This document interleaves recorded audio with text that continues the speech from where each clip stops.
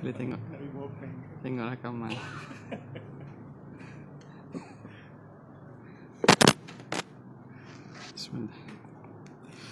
Bismillahirrahmanirrahim. Assalamualaikum warahmatullahi wabarakatuh. Alhamdulillahirabbil alamin. Wa afdhalus salati wa atammu taslim ala sayyidina Muhammadin asyrafil anbiya'i wal mursalin wa ala alihi wa sahbihi ajma'in. Subhanaka la ilma lana illa ma 'allamtana innaka antal alimul hakim. Wala hawla wala quwwata illa billahil aliyyil azim. Rabbi shrah li sadri wa yassir li amri wahlul 'uqdatam min lisani yafqahu qawli. Saddid lisani wahdi qalbi bihaqqi sayyidina Muhammadin sallallahu alaihi wa alihi wasallam. Allahumma alhimna bil ilmi wa zayyinna bil hilm wa akrimna bit taqwa wa zayyinna bil afiyah. Allahumma akhrijna min dhulumatil wahm wa akrimna bi nuril fahm waftah alaina bi ma'rifatil ilm wa hasin akhlaqana bil hilm waj'alna mimman yastami'una al-qawl wa yattabi'una ahsanah. Alhamdulillahirabbil alamin. Alhamdulillah, bersyukur kita kehadrat Allah Subhanahu wa taala yang memberi kepada kita taufik dan juga memberi kepada kita masa untuk berada pada malam ini untuk kita teruskan lagi daripada kitab Qawaidul Aqaid bagi Imam Al-Ghazali. Kita sampai pada perbahasan iradat, berkaitan dengan sifat iradah. Bismillahirrahmanirrahim. Qala al-muallif rahimahullah wa nafa'ana bihi wa bi'ulumihi fid dharain amin ya rabbal alamin. Kata pengarang rahimahullah, al-iradah wa annahu ta'ala muridun lil kainati mudabbirun lil hadithati fala yajri fil mulki wal malakuti qalilun aw kathirun saghirun aw kabirun khairun aw syarrun naf'un aw dararun imanun aw kufrun irfanun aw nukrun fawzun aw khusran ziyadatun aw nuqsan ta'atun aw isyan illa biqada'ihi wa qadarihi wa hikmatihi wa masyiatihi fama syaa kan wa ma lam yasha lam yakun. Lam yasha tak ada tu lam yasha buang ba tu.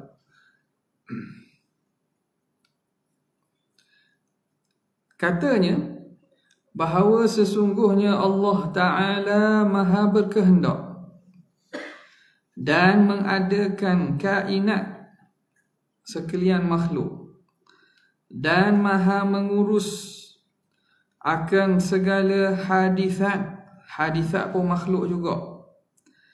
Apa sahaja yang berlaku pada alam mulk dan alam malakut.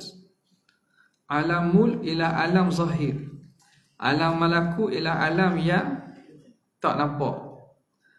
Sama ada dalam kuantiti banyak atau sedikit, besar atau kecil, mengandungi manfaat atau mudarat, iman atau kufur, untung tahu atau jahil, untung atau rugi, lebih atau kurang, tanpa terkecuali bahawa semuanya berlaku dengan qada dan qadar dan kehendaknya.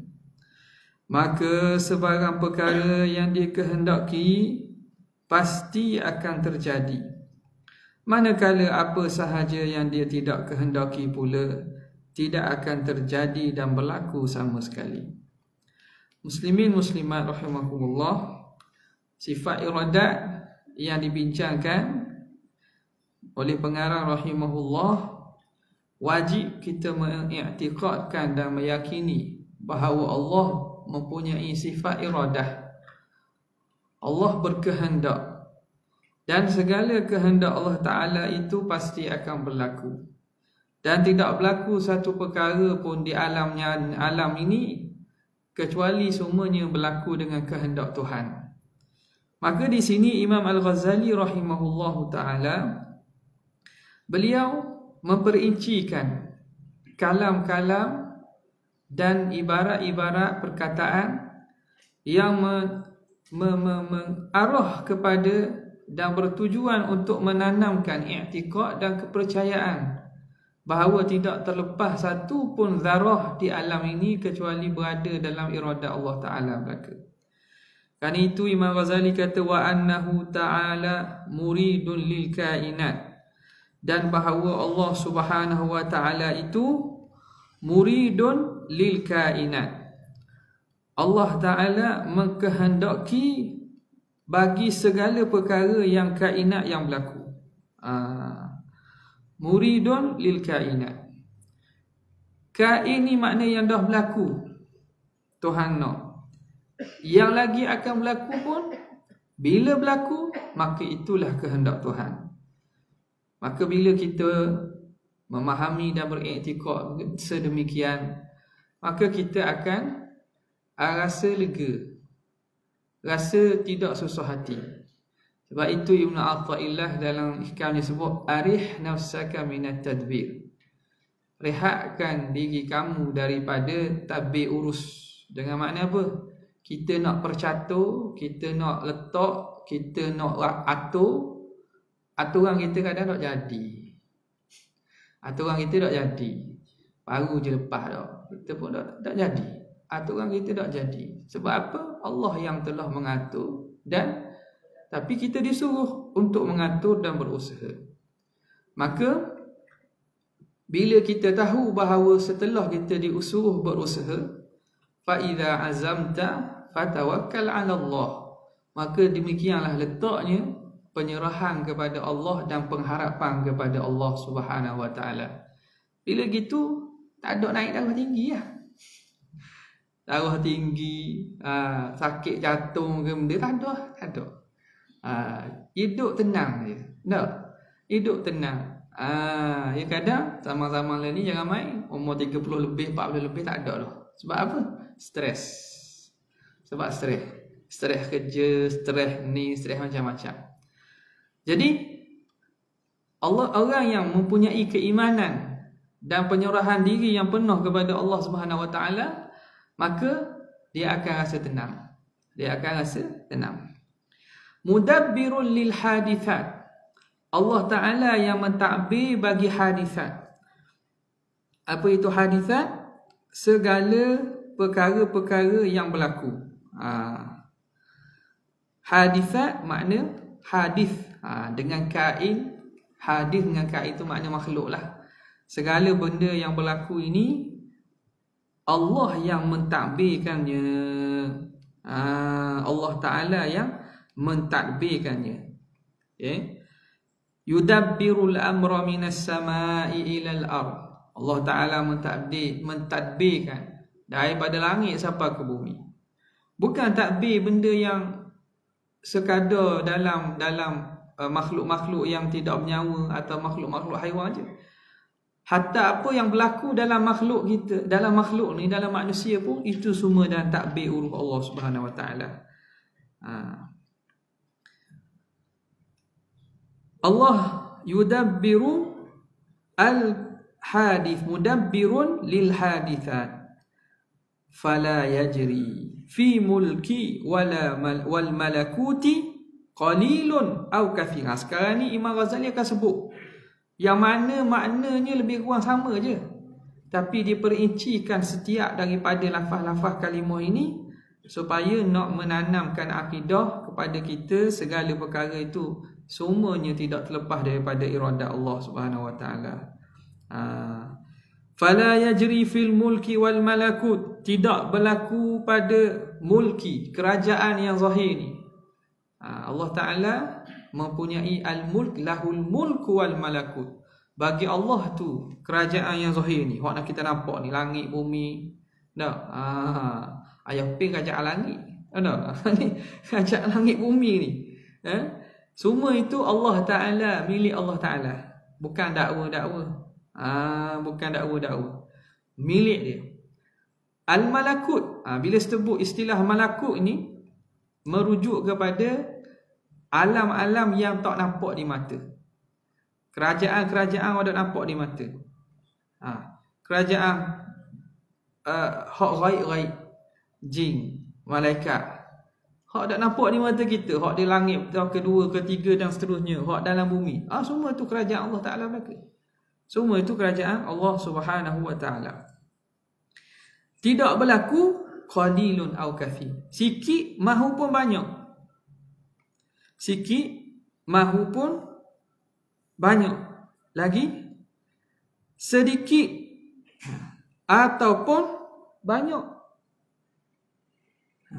Sedikit ataupun banyak, besar atau kecil. Besar ataupun kecil. Khairun au syarrun, baik ataupun buruk. Baik itu apa baik? Baik itu ialah sesuatu yang ada faedah dan manfaat. Itu yang kita istilahkan sebagai baik. Baik itu ialah apa yang memberi faedah dan manfaat kepada seseorang. Buruk tu apa dia? Sesuatu yang memberi mudarat atau kerugian, itu buruk. Jadi baik buruk ni nisbah kita lah. Sesuatu yang ada manfaat dan juga kebaikan bagi kita, kita panggil baik. Yang molek ni, baik ni. Sebab apa? Sebab ada manfaat ke kita. Tapi kalau benda yang tak ada manfaat ke kita, mudarat dan rugi, kita panggil tak molek. Ni tak baik ni, syar. Nisbah baik buruk tu pada kita kerana ada manfaat atau mudarat. Pada Tuhan sama je. Pada Allah Ta'ala sama je. Jadi berlaku baik, Allah Ta'ala juga kehendak.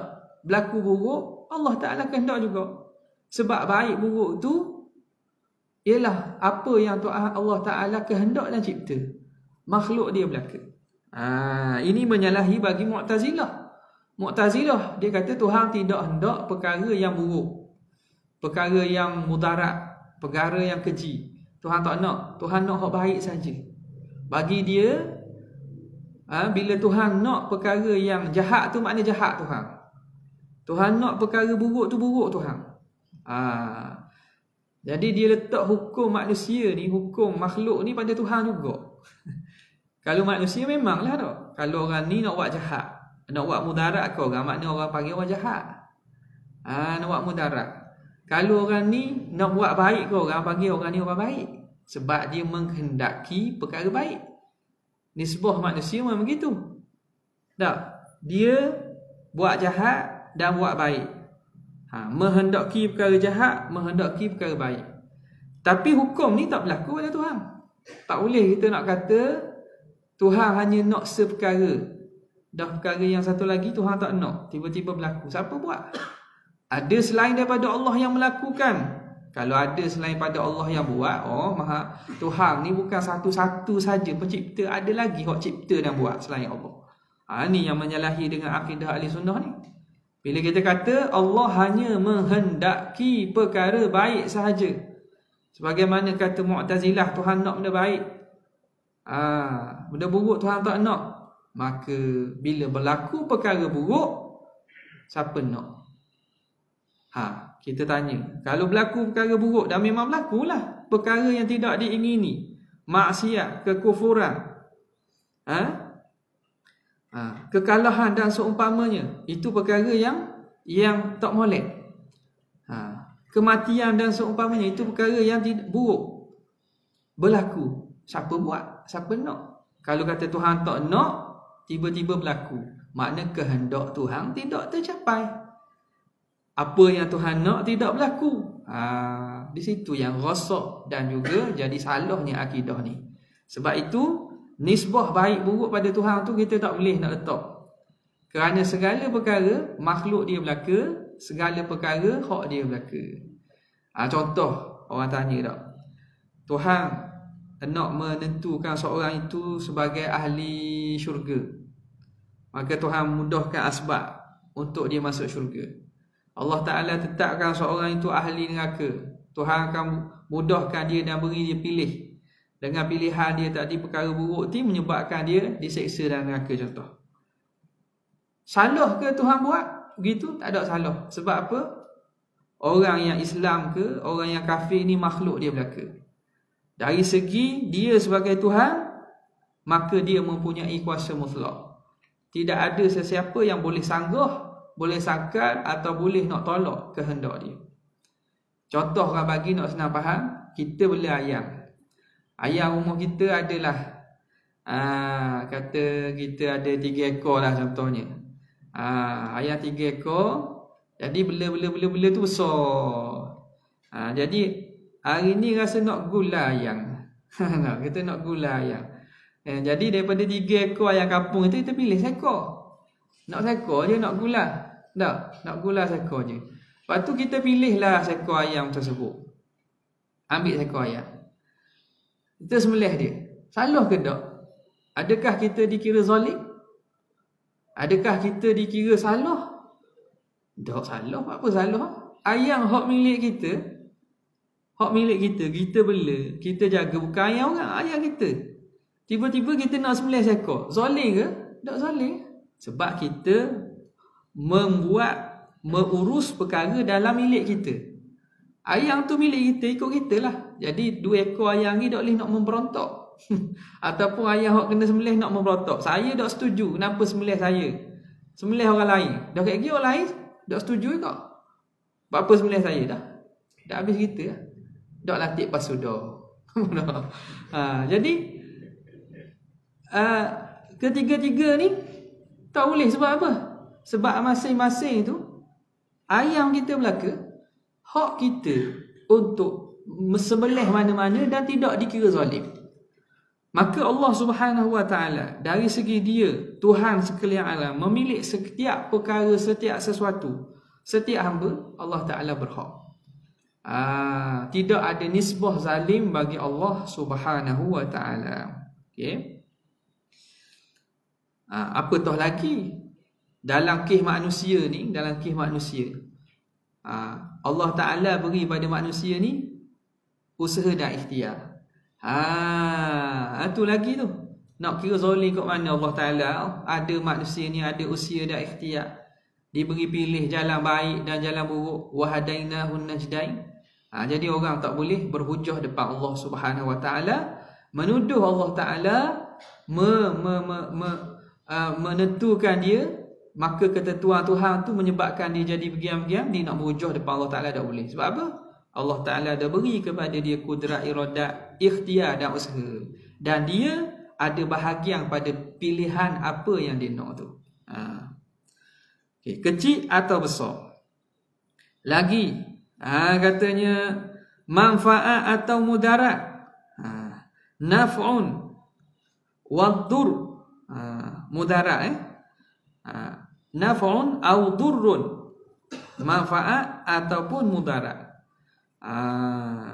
Jadi manfaat apa dia? Sesuatu yang ada padanya keselamatan dan faedah, itu manfaat. Mudarat sesuatu yang ada padanya sakit dan juga kesusahan. Itu perkara mudarat, perkara susah. Imanun au kufrun, keimanan dan juga kekufuran. Iman dan juga kufur, itu juga kehendak Tuhan. Orang ni Allah Ta'ala hendakkan beriman, orang ni Allah Ta'ala hendakkan tidak beriman. Itu semua pilihan Allah Subhanahu Wa Ta'ala. Tetapi kita sebagai hamba ni tak boleh kita berhujah dengan pilihan Tuhan untuk kita tidak mengambil asbab. Itu salah. Tak boleh kita berhujah dengan pilihan dan ketentuan Tuhan untuk kita tidak mengambil asbab, tidak berusaha. Nampak? Jadi ini yang antara yang disebut oleh ulama perkara yang haram dan berdosa besar. Apa dia? Seseorang itu dia berhujah dengan qada dan qadar, tujuannya untuk melakukan perkara haram. Dia contohnya nak buat benda haram. Tak? Dia nak benda. Dia nak pecah masuk rumah orang. Tak? Dia nak pecah masuk rumah orang. Jadi orang pun sehari dia jumpa kata, mu nak pergi mana ni? Oh, malam ni nampak dah rumah tu.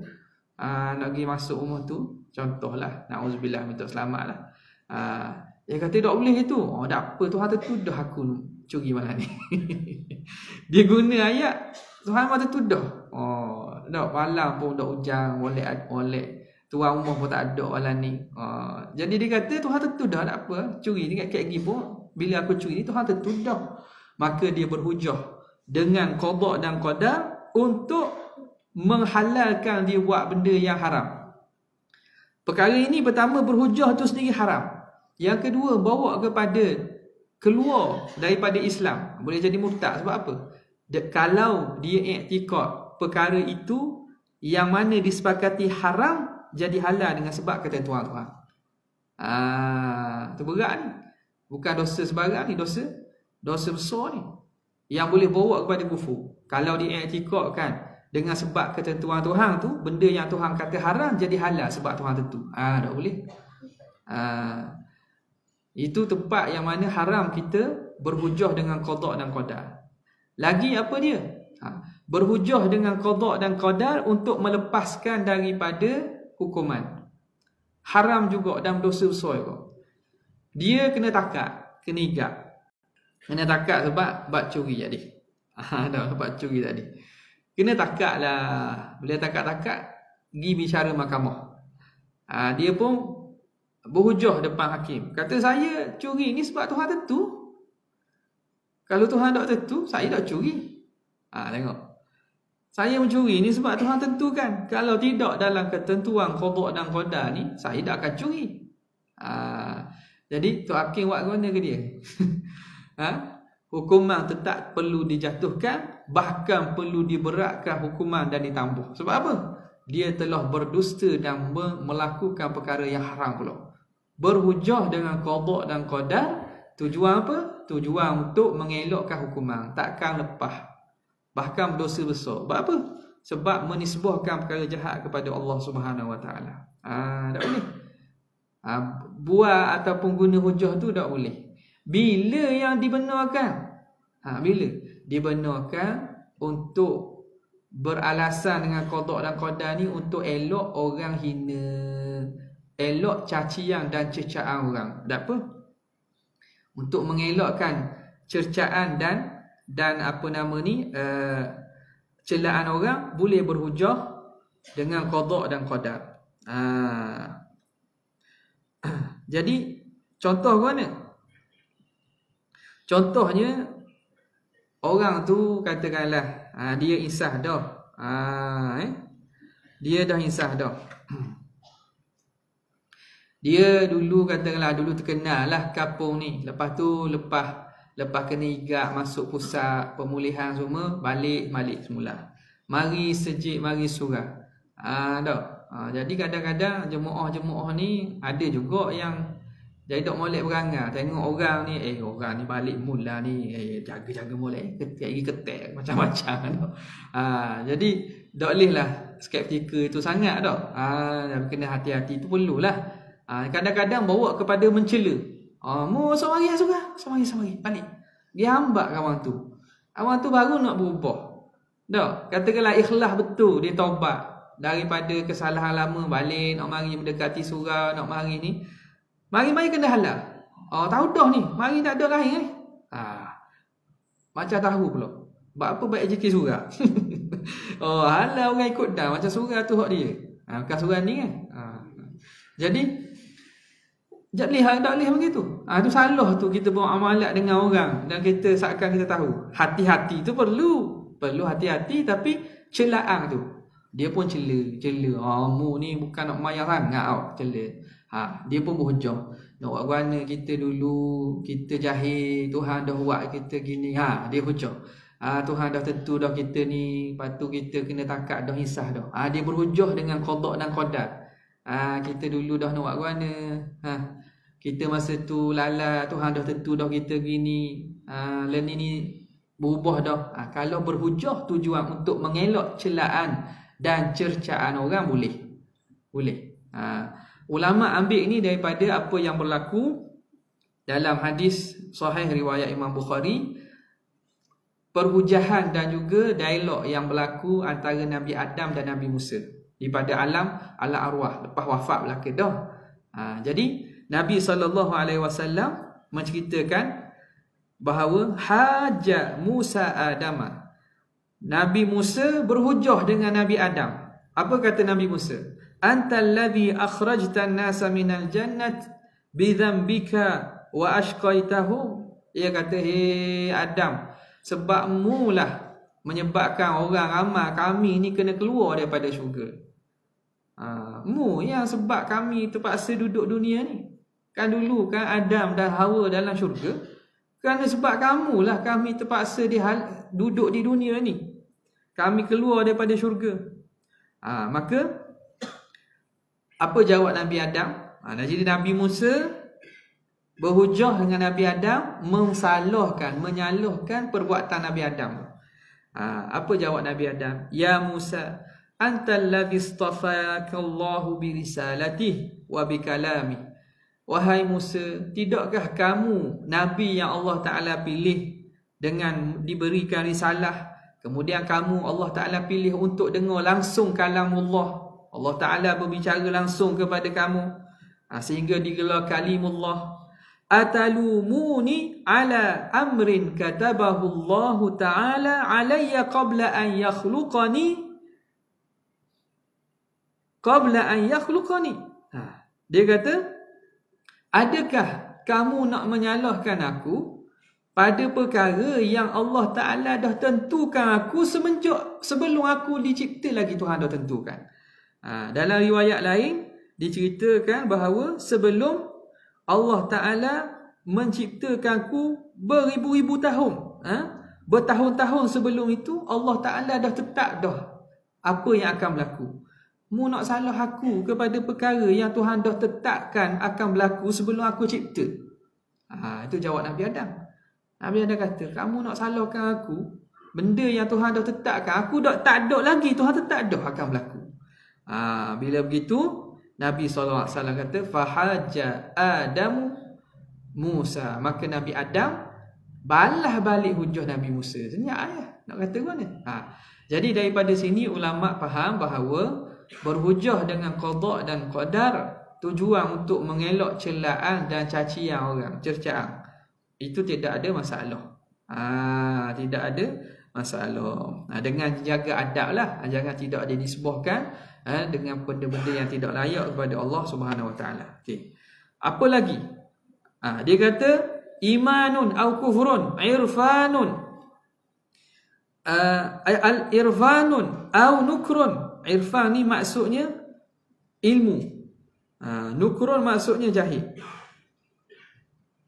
Ilmu, makrifat ataupun kejahilan. Orang yang makrifat Tuhan, orang jahil Tuhan. Semua itu ketentuan Tuhan. Fauzun au khusranun, sama ada menang ataupun kalah. Menang bola. Menang bola ataupun kalah bola. Dia ada lah nak kacau sukan-sukan lain. Nampak tak? Jadi apa nama ni? Menang ataupun kalah, Tuhan dah tetap dah. Ada permainan. Ziyadatun au nuqsanun, penambahan atau kekurangan, lebih ataupun kurang. Ta'atun au isyanun, ketaatan ataupun maksiat, illa biqada'ihi wa qadarihi, kecuali dengan qada dan qadar Allah. Ni istilah qada dan qadar. Okay? Apa itu qada dan qadar? Dia ada khilaf lah, ada segi takrif antara Asy'ariyah dengan Maturidiyah. Antara Asy'ariyah Maturidiyah ada khilaf lah. Tapi yang kita perlu tahunya, qada dan qadar ni ketentuan Tuhan. Ketentuan Tuhan dan juga pelaksanaan bagi ketentuan tu. Ketentuan Tuhan atau ilmu Tuhan. Ketentuan Tuhan atau ilmu Tuhan. Satu lagi ialah pelaksanaan Tuhan kepada perkara yang ditentukan. Jadi dia kait.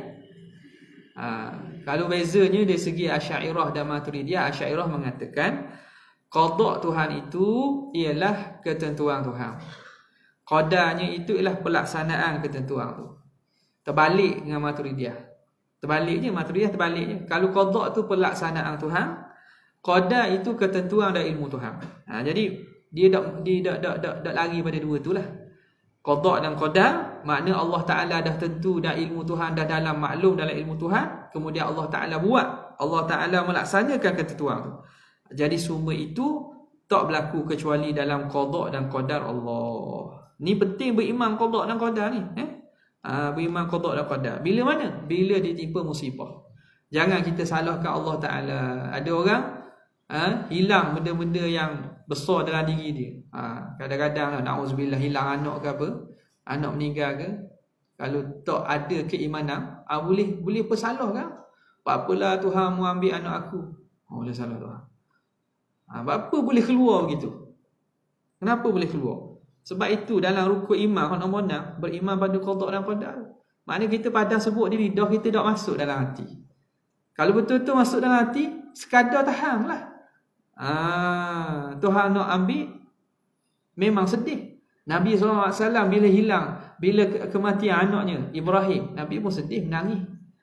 Sahabat tanya, ya Rasulullah, mahadha? Sahabat pun belik lah, Rasulullah menangis juga. Tidakkah ini meratapi kematian? Nabi kan larang, dia kata, tak, menangis tak ada masalah. Ini menangis ni rahmat, menunjukkan bahawa manusia itu sedih atas benda-benda itu, benda fitrah biasa.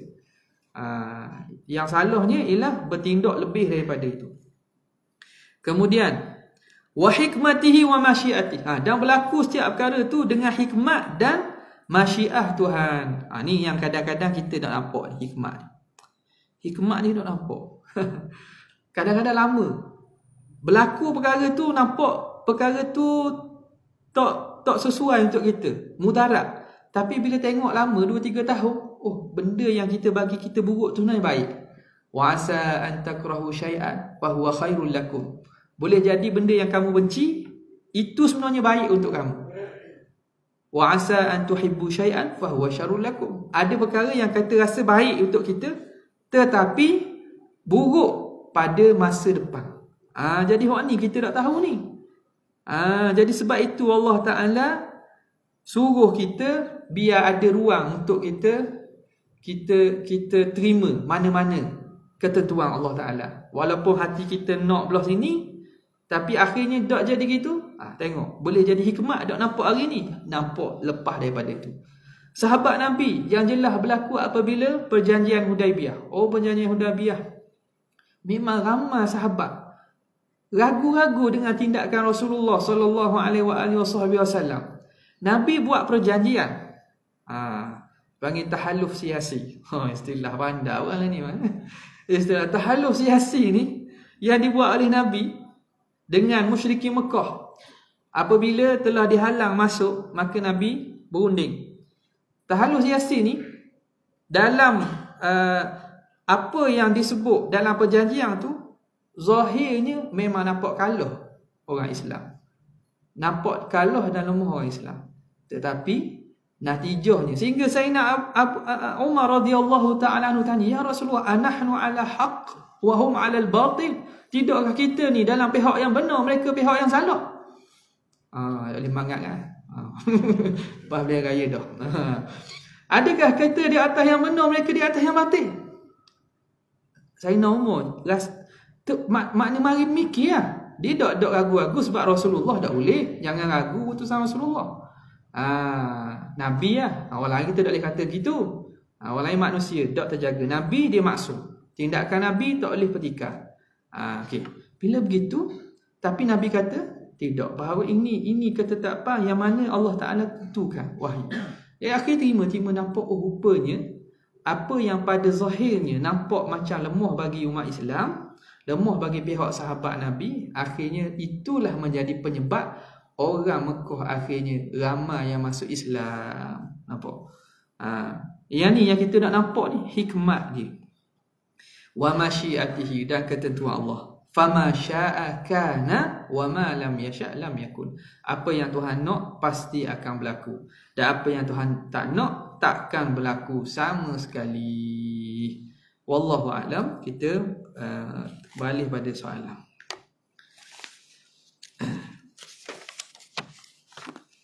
Soalan pertama, amalan para sufi menghinakan diri di hadapan Allah kerana kenal dan tahu kebesaran dan kekuasaan Allah ke atas hamba-Nya.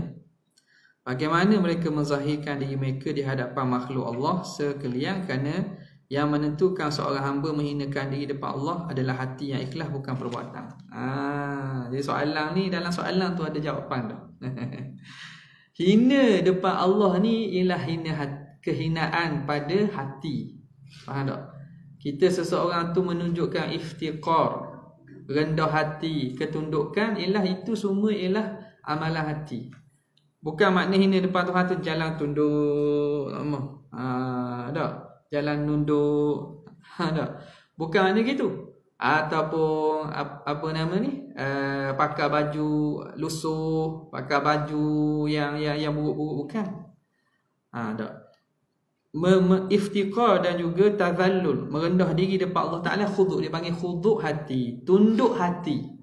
Tunduk hati tadi lah. Bila ketentuan Tuhan kita redha. Bila Tuhan beri nikmat kita bersyukur. Bila kita salah buat dalam dosa, minta ampun. Itu tunduk hati tu. Bila Tuhan beri kita taufik buat taat, kita bersyukur.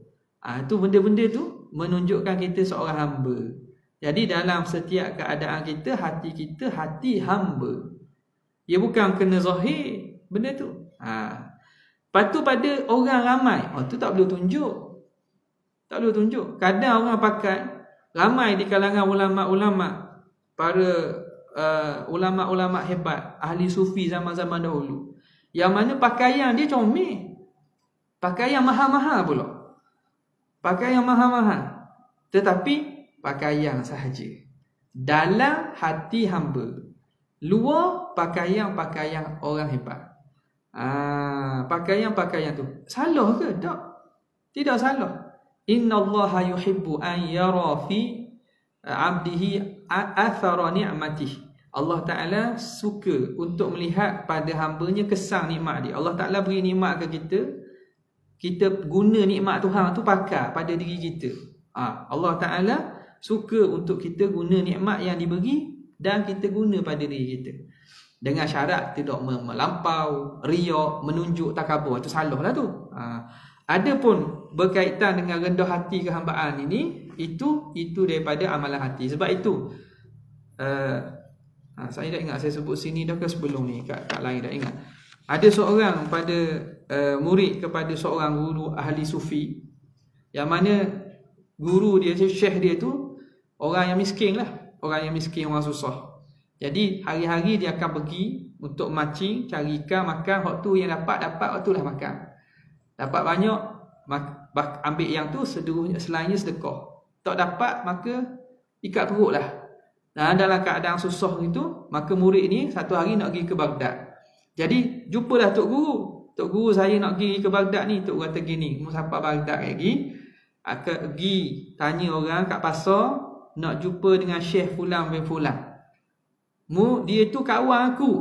Dia seorang ahli sufi, orang tasawuf yang hebat, yang sangat baik, sangat hebat. Mu minta dengan dia, berkirimkan salam aku kepada dia dan minta dia beri nasihat ke aku. Minta dia beri nasihat kepada aku.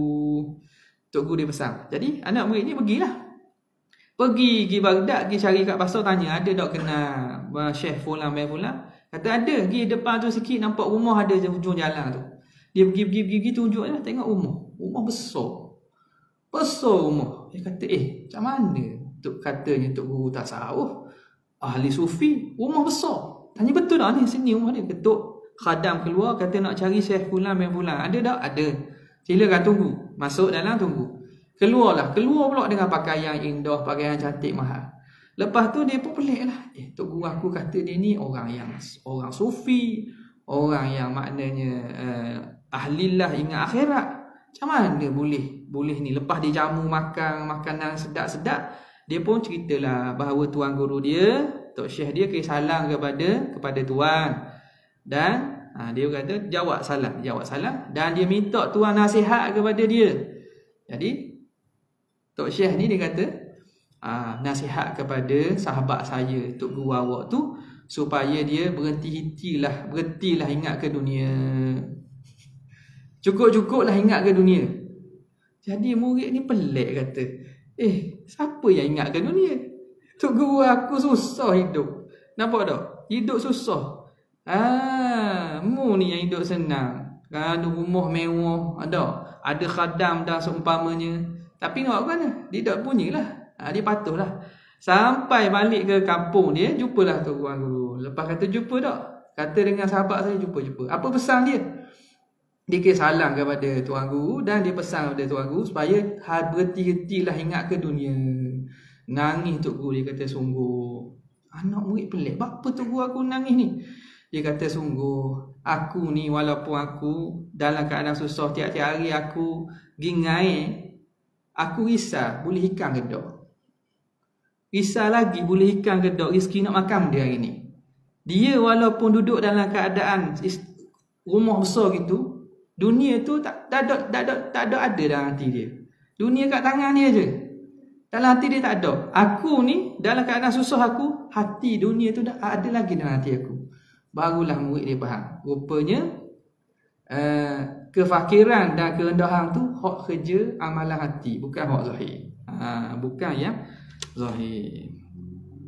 Kemudian soalan seterusnya, Allah adalah pentadbir yang mengawal seorang sama ada baik atau buruk, tetapi kenapa nafsu yang dimurkai Allah, ammarah, lawamah, mulhamah, bukan mulhimah, mulhamah, dan nafsu yang dipuji oleh Allah, nafsu mutmainnah, nafsu radiyah, nafsu mardiyah, dan nafsu kamilah. 7. Memainkan pendak penting dalam kehidupan seorang, sedangkan nafsu juga di bawah kuasaan Allah. Adakah nafsu-nafsu tersebut mempunyai pilihan sendiri? Kerana adakah nafsu seorang tidak stabil dengan ketaatan pada Allah? Dia gini, istilah ni ulama ahli tasawuf letak istilah ni nak menceritakan peningkatan nafsu seseorang dan juga bagaimana dia boleh nak menaikkan nafsu kepada nafsu yang Tuhan redha. Buktinya macam mana? Nafsu ni makna dia latihan lah. Kalau macam badan zahir ni, kalau orang yang buat exercise sama gijing, dia akan bina otot-otot jadi kuat lah. Apa tak? Nafsu ni pun dia ada latihan dia. Jadi ulama yang membicarakan tentang pengajian hati ni, dia bila kaji-kaji balik nafsu kita ni dok lari daripada peningkatan kepada darjat-darjat ni. Yang dia bicarakan dalam tasawuf. Paling rendah apa? Nafsu ammarah. Nafsu yang sentiasa menyuruh buat jahat, dia panggil nafsu ammarah. Ambil daripada ayat Quran, innan nafsa la ammaratun bisu. Jadi nafsu ini kita tak ambuh nafsu gini sebab dia tidak akan menyebabkan jiwa kita ini jiwa yang tenang. Nafsu ammarah tidak. Naik setingkat lagi daripada itu dipanggil nafsu lawamah.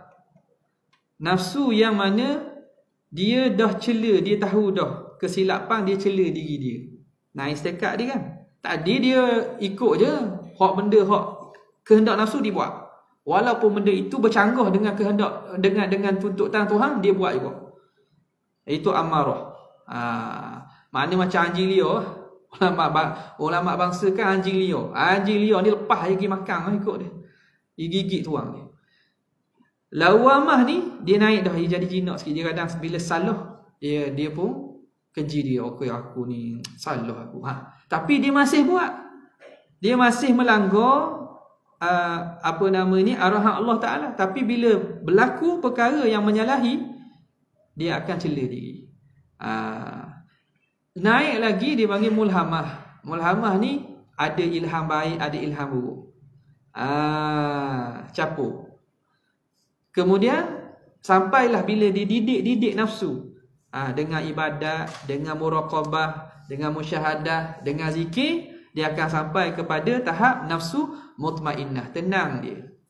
Yang disebut dalam Quran, ya ayyatuhan nafsul mutmainnah irji'i ila rabbiki radiyatan mardiyah. Bila dia tenang, dia akan naik kepada nafsu yang radiyah. Dia akan redha kepada Allah Ta'ala, redha dengan ketetapan Tuhan. Lepas itu bila dia redha, Tuhan redha balik ke dia. Mardiyah namanya. Dan yang terakhir disebut nafsu, darjatnya nafsu kamilah, sempurna.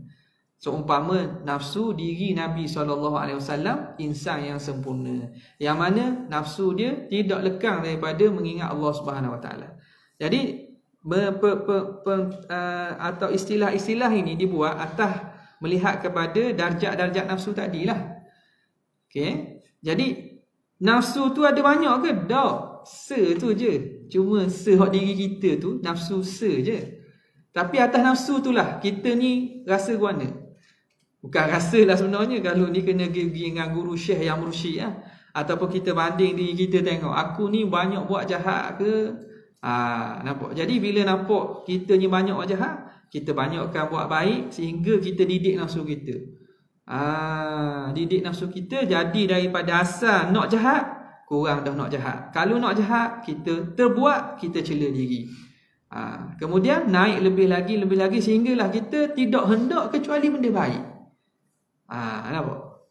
Jadi itu perjalanan tingkatan nafsu seseorang. Okey. Mempunyai pilihan sendiri ke? Tak. Macam nafsu tu jiwa kita. Ia bukan makna ada 7 dalam manusia ni, bukan. Allah Ta'ala tajalli kepada hamba-Nya ke dalam hati akan kebesaran Allah. Apa yang akan dilihat oleh orang yang tajalli, mendapat tajalli daripada Allah, kerana bukan sebarang orang mendapat tajalli. Jangan faham tajalli ni Allah Ta'ala menjelma, yang faham itu. Dalam Imam Sanusi rahimahullah, dalam Aqidah Sughra dia sebut, antara kesan daripada memperbanyakkan zikir la ilaha illallah, Allah Ta'ala akan beri dalam hatinya tajalli. Tajalli tu apa? Allah Ta'ala berikan anugerah dalam hati. Hati dia tadi ni, dia akan naik daripada nafsu hak ni, akan naik. Daripada berangan tak molek akan jadi berangan molek. Itu kesan pada tajalli tu. Bukan makna tajalli tu yang nampak. Nampak tak? Ataupun yang nampak orang ni warna kelabu Cik Mak hari ni. Kelabu. Tak? Warna debu je Cik Minah hari ni. Muka. Tak. Itu benda zahir. Itu kaca. Orang yang betul-betul dalam ilmu ini, dia tak ambuh benda gitu. Dia nak menikatkan nafsu dia daripada nafsu hak mana nak kepada benda hak Tuhan tak suka, kepada buat benda hak Tuhan suka. Kesan benda tajalli tu yang akan bawa kepada hati kita jadi lebih baik dengan Allah Ta'ala, dengan manusia, dan membawakan perubahan pada sikap. Membuatkan perubahan pada sikap. Itu sebenarnya, dan itulah yang disebut dan ditunjuk oleh guru kita yang ahli dalam bidang ni. Ada pun orang kata tajalli ni kita akan nampak, kita akan mimpi, kita tu hak tu ni mainan saja. Berlaku boleh jadi betul ataupun kadang-kadang tak betul pun ada. Jangan kita tertipu. Kalau orang kata boleh tajalli dengan maksud nampak dan seumpamanya, ni jaga-jaga sikit. Bimbang, takut apa yang dibawa itu bukan daripada ilmu yang sebenarnya. Wallahu ta'ala ala wa alam. Sekadar itu saja. InsyaAllah kita akan jumpa pada kesempatan bulan hadapan. Wabillahi taufiq wal hidayah. Assalamualaikum warahmatullahi wabarakatuh. Rabbana zalamna anfusana wa illam taghfir lana wa tarhamna lanakunanna minal khasirin. Rabbana atina fid dunya hasanah wa fil akhirati hasanatan wa qina adzabannar. Sallallahu ala sayyidina Muhammad wa ala alihi wasallam. Alhamdulillahirabbil alamin. Assalamualaikum warahmatullahi wabarakatuh.